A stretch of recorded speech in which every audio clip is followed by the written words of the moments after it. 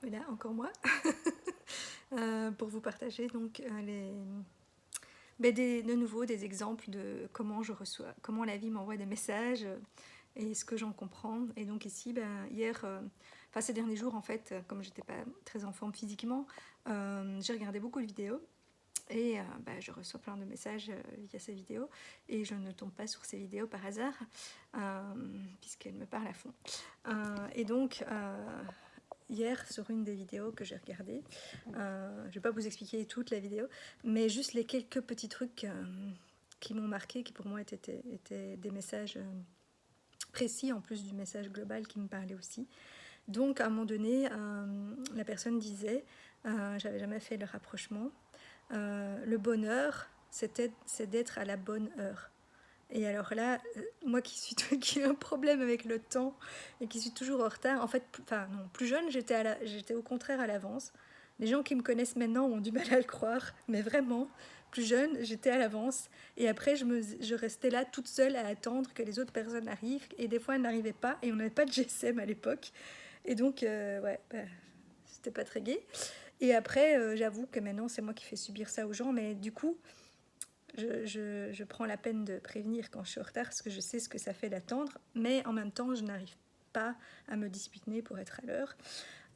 Voilà, j'ai déjà fait beaucoup de soins et de réflexions à propos de ça. Je sais plus ou moins d'où ça vient, mais je n'ai pas encore eu le déclic final qui me permet de le changer, mais je sens que ça approche. Et du coup, peut-être que c'était ça aussi. Hein. Donc ça m'a... Je me suis dit, mais oui, le bonheur, c'est d'être à la bonne heure. Et c'est vrai, en fait, souvent, voilà, soit tu es à la bourre et j'ai l'impression d'être en retard, alors qu'au fond, peut-être que non, c'est juste parfait comme ça. Ou à l'inverse, des fois, je reporte. Voilà, ou je suis trop... non, c'est pas l'inverse, en fait. Je m'égare. Je n'ai pas l'esprit clair aujourd'hui, hein, je suis un peu fatiguée. Et donc, et j'ai chaud, j'ai très chaud, je sais pas vous, mais je pète de chaud. Bref, donc l'inverse plutôt, c'est que je veux forcer les choses parce que du coup, j'ai l'impression que ça va pas assez vite. Comme dans mon éveil spirituel, enfin voilà, je me dis mais c'est bon maintenant, j'ai compris ça, bon, elle s'ouvre les portes quoi, qu'est-ce que je dois faire? Mais non, quand c'est pas encore le moment, c'est pas encore le moment. Il y a des choses, je pense qu'il y a des choses en fait, il vaut mieux pas que ça arrive maintenant ou qu'on le sache parce que sinon ça va influencer la suite ou sinon on va encore plus s'impatienter ou voilà où on pourrait pas vivre avec ces choses-là sans que ce soit le moment où on peut les utiliser. Enfin bref, j'ai plein de théories là-dessus. Mais du coup maintenant je me rends vraiment compte que voilà c'est important que ce juste moment pour tout. Et donc du coup, j'avais jamais fait le rapport avec le mot bonheur en fait. Effectivement, quand on sait que tout est juste et que tout arrive au bon moment et que voilà qu'on ne freine pas les choses et qu'on n'essaye pas non plus de les accélérer et qu'on fait vraiment les choses de manière fluide comme on le sent, c'est ça le bonheur, c'est d'être à la bonne heure. Voilà, ça c'était un des premiers messages que j'ai compris. Et alors, il y a une histoire de pyramide. Alors, j'avais fait une méditation déjà il y a quelques mois, une première, où on devait se visualiser dans deux pyramides. Et c'est une méditation qui avait été... parce que moi, souvent, je ne ressens pas grand-chose dans les méditations. Enfin, je ne suis pas quelqu'un qui visualise et tout, mais des fois, par contre, j'ai des ressentis physiques, mais pas toujours. Mais cette fois-là, vraiment, j'avais eu des forts ressentis. Mais je me rends compte et je l'ai refait dans une deuxième méditation, je visualisais pas les pyramides comme il faudrait. Enfin, voilà, sûrement c'était juste. Mais donc on devait visualiser une pyramide vers le haut et une pyramide vers le bas qui représentait les deux côtés de notre corps. Mais moi, je les représentais avec une pointe vers le haut et la base au milieu, et même chose vers le bas. Et puis, j'ai fait une deuxième méditation il y a un mois ou deux, où on devait revisualiser ces pyramides, parce que les pyramides et l'Égypte, ça revient souvent aussi. Je pense que j'ai reçu pas mal de messages par rapport à ça aussi, sûrement, je sais pas, d'anciennes vies, des trucs à réactiver, bref, des trucs de prêtresse. Mais c'est surtout aussi cette connexion de ces deux pyramides de nouveau à la terre-mère et puis Père Ciel. Et donc, lors de cette deuxième méditation, où là, la personne a réexpliqué vraiment comment visualiser ces pyramides, et là, je me suis rendu compte, effectivement, qu'en fait, c'était dans l'autre sens qu'il fallait les mettre. Mais je n'avais pas encore compris le message, là. Et donc, apparemment, normalement, les pyramides, il faut les visualiser la pointe au centre et voilà, une comme ça vers le haut et une autre vers le bas. Ça fait une espèce de sablier, d'ailleurs. On revient avec cette histoire de temps hein, qui me poursuit un petit peu. Et donc là, je regarde cette vidéo qui reparle de ces deux pyramides. J'avais déjà reçu aussi des messages qui me disaient, parce que je suis blessée là physiquement et que je peux plus faire de sport et tout ça, mais j'essaye de faire de temps en temps quand même un petit peu des trucs chez moi. Et le truc que j'ai toujours eu, enfin ce que j'ai toujours le plus détesté chez moi et que j'ai toujours eu le plus de mal à avoir, c'est des abdos. J'ai toujours eu un gros ventre. Bon, les gens disent que j'ai pas un gros ventre, que c'est moi qui en fais une obsession. Mais bref, moi j'estime que j'avais un gros ventre parce qu'il n'est pas tout plat. Et avec le CrossFit, c'est le premier sport où j'avais enfin réussi à renforcer cette partie-là de mon corps et à avoir un ventre plus plat et plus musclé. Et parce que j'avais reçu ce message que voilà que c'est important d'avoir son centre qui est fort. Et que c'est de là que tout part en fait. Et c'est vrai que moi souvent j'avais l'impression aussi que j'étais pas bien ancrée et par exemple dès qu'on me poussait ou quoi, moi je perdais complètement l'équilibre. J'étais pas enracinée quoi. Quand je conduis mon chariot aux courses, j'arrive pas. C'est le chariot qui m'entraîne quoi. J'arrive pas. J'ai l'impression que le chariot est plus lourd que moi et donc bon c'est vrai que je suis petite aussi, que je suis pas très grosse malgré que je trouve que j'ai un gros ventre, mais du coup j'ai toujours cette impression de, ouais, de non-ancrage. Et je me rends compte qu'en fait, ça vient de ce centre. Il faut être bien fort dans le centre et bien aligné et du coup relié par ses racines et par le haut. Et c'est aussi comme ça que j'ai compris que je m'impatientais, entre guillemets, que ça s'ouvre en haut. Et en même temps, ça me faisait peur, mais je pense que justement, parce qu'il fallait que je sois d'abord bien enracinée pour pas rester en haut.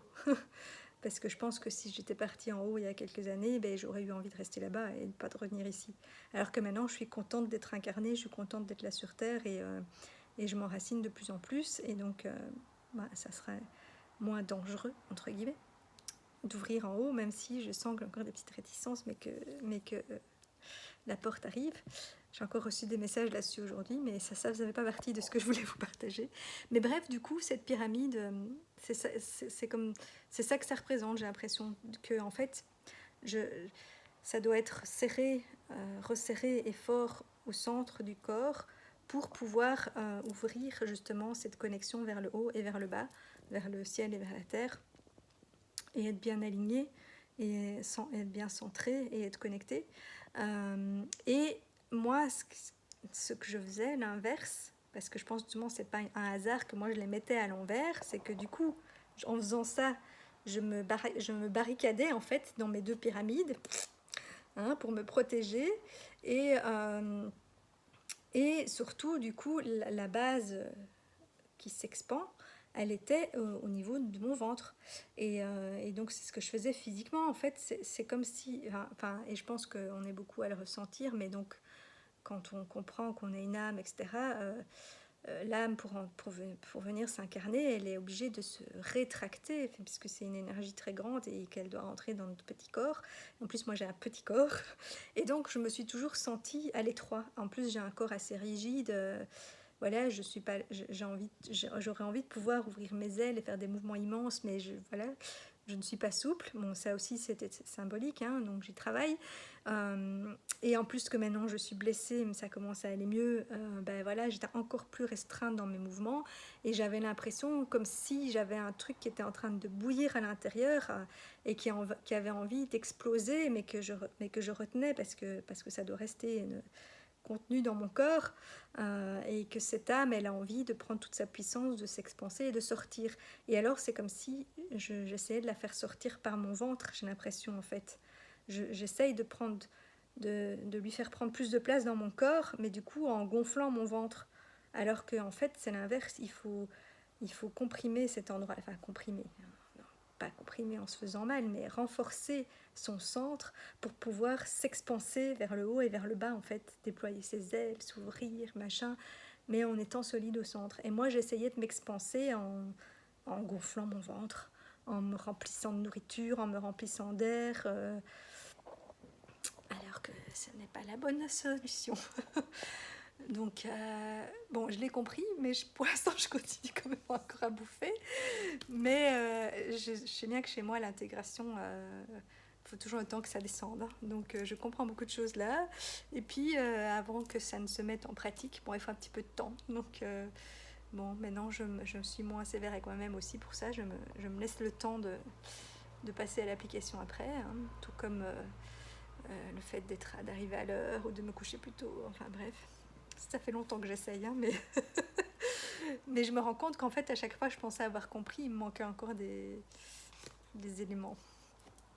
Mais donc voilà comment la vie m'envoie des messages. Et alors le dernier, c'est que ça m'a répété, je l'avais déjà lu, que 44, c'était le signe de la protection des anges. Et ça parlait de renaissance. Et en fait, moi, il y a 2 ans, j'ai reçu un message qui me disait 2020, ça va déménager. Bon, on peut dire que c'est le cas. Hein. Je pensais que j'allais déménager d'appartement. Et en fait, non, c'était genre, ça va déménager partout, quoi, dans ta vie, dans le monde, voilà. Et alors, ça me disait 44 ans, parce que du coup, j'aurais 44 ans, 4-4 en 2020, 2020. Donc, je sentais que ça serait vraiment une année clé pour moi. Et apparemment, mon anniversaire, enfin, le jour où j'aurai mes 44 ans, ça disait double renaissance. Et donc là, ben, le 44, en plus, apparemment, est aussi lié à ça et à la protection. Donc, ça me redit. Donc, bon, c'est bientôt, hein, c'est dans moins un mois, donc on verra bien ce qui m'attend. Mais moi, à l'époque, j'ai interprété ça, double renaissance, comme si j'allais vivre une renaissance, ce qui est le cas. Et je crois que j'ai déjà dit dans une autre vidéo, mais donc je me suis fait licencier le 6 décembre. Donc le 6 septembre, ça fera 9 mois. Mon anniversaire, c'est le 2 septembre, c'est à peu près, à 4 jours près, ça fait quand même une gestation de 9 mois. Et donc voilà, donc il y a cette renaissance, ça je le sens bien. Mais donc je pensais que j'allais être maman, parce qu'il y a 2 ans, ça semblait encore plausible que je puisse rencontrer quelqu'un et accoucher en 2 ans. Bon, ben là, c'est pas le cas. Donc ça signifie sûrement encore autre chose, mais bref, donc j'attends de voir ce qui m'attend. Mais bref, je me rends compte qu'à chaque fois, je reçois plein de messages hyper clairs, mais que j'interprète pas toujours bien. Et qu'on me répète, et qu'on me répète, et qu'on me répète, en me disant, mais t'as pas encore compris, t'y crois toujours pas, tu te remets encore en question, mais qu'est-ce que t'attends? Et toutes les vidéos que je regarde me disent ça aussi, quoi. Mais donc voilà. Mais donc je suis sûre que vous êtes d'autres dans le cas, à douter de vos dons, voilà, à pas savoir où aller. Mais apparemment, on n'a pas besoin de savoir où, il faut faire un pas, et puis le reste s'ouvrira. Bon, je dis ça, mais moi-même j'ai du mal, hein, mais j'y crois vraiment, mais j'ai encore des petits freins, quoi. Voilà, mais en tout cas, maintenant j'ai vraiment une confiance totale en la vie, mais pas encore en moi, on va dire, même si ça progresse. Quand je vois le chemin parcouru, j'ai quand même bien progressé, mais voilà, comme je suis perfectionniste, je ne suis jamais contente. Voilà. Bon, ben voilà, si ça peut parler à d'autres et puis vous montrer voilà, le genre de messages et de symboles que je reçois, que chacun reçoit un peu de manière différente. Moi, j'en reçois aussi beaucoup via... là, c'était via des vidéos, mais voilà, souvent aussi via les animaux et la nature, puisque moi, c'est des choses dont je me sens proche, ou des choses un peu magiques, puisque je suis une fée. Mais les gens qui sont pas du tout dans cette optique-là, ben, ils reçoivent les messages autrement, là où ils ont carrément des guides qui leur parlent. Moi, c'est pas encore le cas. Alors, ouais, quoi qu'on me dit que mes grandes intuitions que j'ai, hein, quelque part, c'est ça, sauf que moi, je sais pas me connecter directement, pour l'instant en tout cas. Décider de m'y connecter, c'est juste que de temps en temps, je reçois des messages comme si la porte s'ouvrait, mais voilà. Mais apparemment, d'après la vidéo que j'ai vue aujourd'hui aussi, il suffit d'ouvrir la porte. On va tester, hein. Je vous dirai quoi. Bon ben voilà. Belle soirée. Pour une fois, en plus, je vous parle quand il fait encore clair. Ciao, ciao.